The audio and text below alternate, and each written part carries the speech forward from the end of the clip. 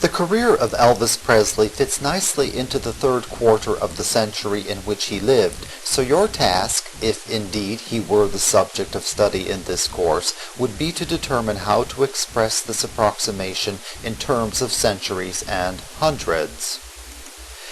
In fact, you will have approximations of the sort seen here provided to you for most composers in this course, so all you have to do is to memorize the approximations both ways. In the case of Elvis Presley, it is the third quarter of the 20th century or the third quarter of the 1900s.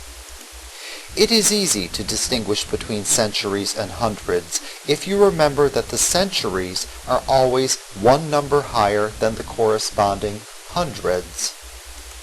In fact, this is exactly what you see in the table shown here.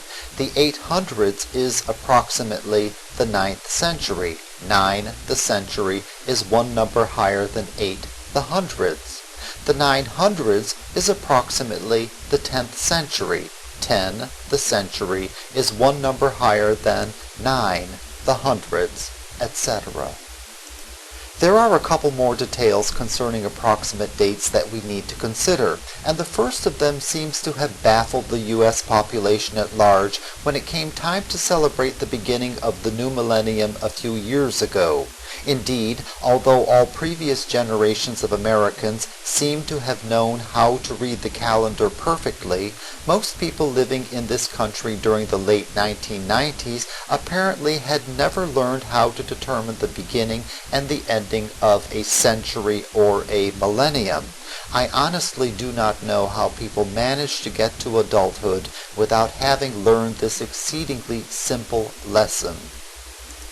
A year that ends with the digit 1 indicates the beginning of a century or a millennium.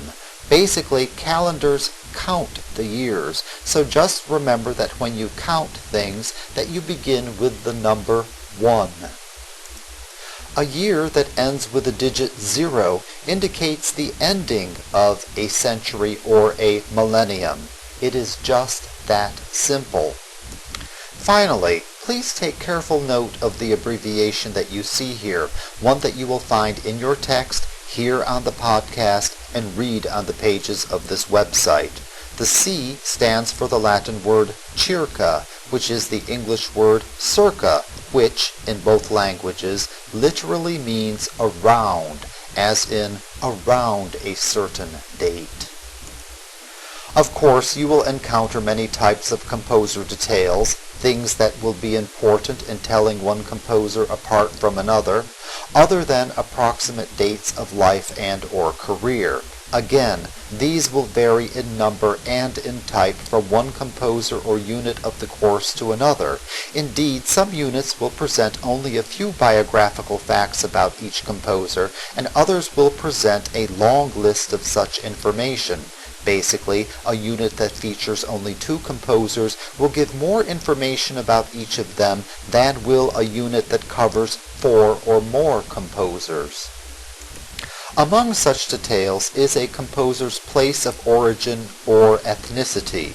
Knowing this detail helps you both to tell one composer apart from another and to learn something about the map of Europe over the past few centuries. Like most of us today, most of the composers of the past had to work for a living, and most of them held some sort of position in music. We shall encounter some who held a variety of musical and non-musical posts, and these, as well as further bits of information about composers, will help you to distinguish one from the other, a task that you will face when you set about preparing for and actually taking the test. Work details.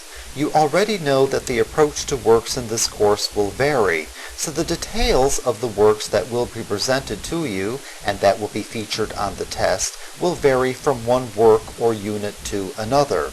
You can be assured, though, that you will be given everything that you need to know about every work, and that these details will be rehearsed, often in considerable detail, on the précis and the quiz pages. As with the composer details, please know that although the text will provide you with all sorts of information about works, you are responsible only for those that are presented in the podcast and reviewed on the web pages. Although it is not unusual to hear someone, and I myself have done the same, refer to a work by saying, "You know, that song that so-and-so sings." It really is much easier simply to know the name of the work itself. In fact, you will be required to match the titles of works with the names of their composers on test for every unit of the course, so this will be one of the basic work details that you should master in preparation for the test. Because the titles of compositions often can seem just as exotic as the names of composers, I urge you to take advantage of any hints that might be offered to you on how to spell, how to identify, or how to classify them. The same applies to translations of titles. Indeed, if I take the time to point out such a thing to you, you can be absolutely certain that it will somehow be featured on a test. Genre. The word genre is both a French and an English word that means type, and it properly is used in musical discourse to refer to a specific type of composition or song, not to a style of music, as one so often hears done on televised musical talent shows like American Idol these days. Knowing the genre of a composition helps you to distinguish one work from another, and you will have to match genres with titles on almost every test of this course. The matter of genre is not always a simple one, for some works belong to more than one genre. You must be prepared, therefore, to deal with one or more names for the genre of a composition. Since you will have to deal with a significant array of terms in this course, and since you will have to be able to define them and to tell each of them apart from the others, you sometimes will be provided with the literal meanings of the names of genres. I'll tell you more about the importance of such information later. Sometimes subgenres and related types will be mentioned in connection with a work. In fact, some genres have a number of alternate names, and you will be surprised to see how many words we have that simply mean song, and not even a specific type of song. There is, of course, a reason for our being precise with genres: clarity. For example, although there are a number of objects around you that could correctly be called pieces of furniture, the words desk, chair, etc. tell us a lot more about them. The same thing happens in music with the word song, as we shall see. Cultural context. One good reason for knowing the cultural context of a work is that it must be matched with titles and or genres on most tests of this course.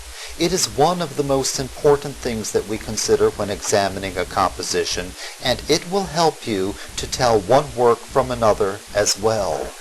A composition's cultural context points out the reason for the work's existence. Indeed, if you were to ask almost any composer before the 20th century why he wrote a certain work, he would tell you, "I had to write it for this or that occasion." Really, folks, composers of the past rarely have the time or the inclination to write music just for the fun of it, and your knowing how music fits into culture is one of the most important things that you will take away from this course. A basic but important way to define a work's cultural context is to identify it as being either sacred or secular. The word sacred comes from the Latin word sacra, which means holy, and it is essentially the opposite of secular, which comes from the Latin word secula, which means world. Basically, sacred refers to things having to do with religion and the church, and secular refers to things in the world outside the church. You will be glad that you took the time to consider this basic fact about compositions as you go through this course.